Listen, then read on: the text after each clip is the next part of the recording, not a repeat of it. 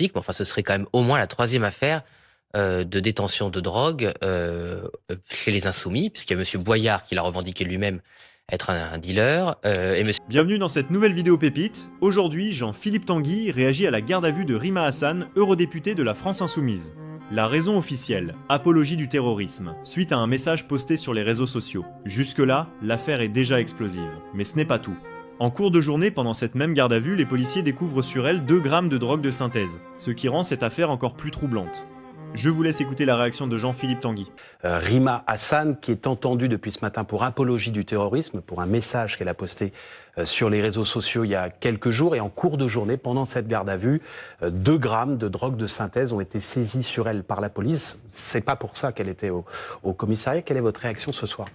Pour ce qui est qu'elle soit entendue pour apologie du terrorisme, on s'en félicite puisque c'était des signalements, vous savez, au titre de l'article 40, député Mathias Renaud, collègue de la Somme, qui a sans doute conduit à ce qu'elle soit entendue sur effectivement des propos et surtout des relais extrêmement choquants sur le terrorisme. Pour ce qui est de la drogue, écoutez, je dois dire qu'au début, j'ai cru que c'était une fausse information, tellement ça paraît complètement surréaliste de se rendre, sous réserve évidemment de confirmation. On est le 2 avril, pas le 1er. Voilà, et de la présomption d'innocence de Madame Hassan, évidemment. Si c'est avéré, ce serait quand même extrêmement choquant.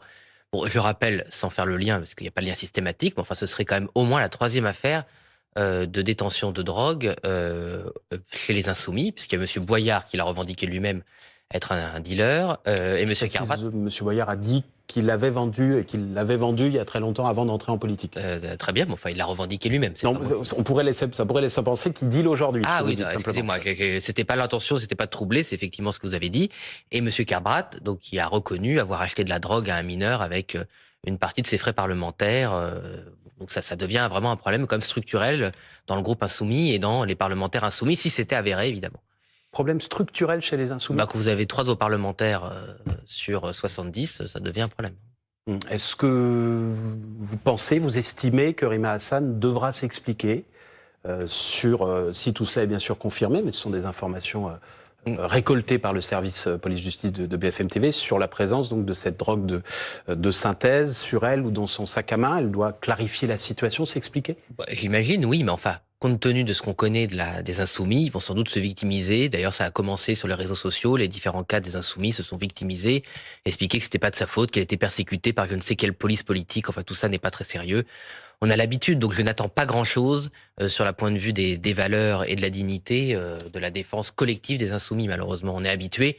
Je pense qu'ils vont encore essayer de faire du judo, expliquer que c'est pas eux, que c'est la faute de la société, du système, de la police, de la gendarmerie, du gouvernement, des martiens.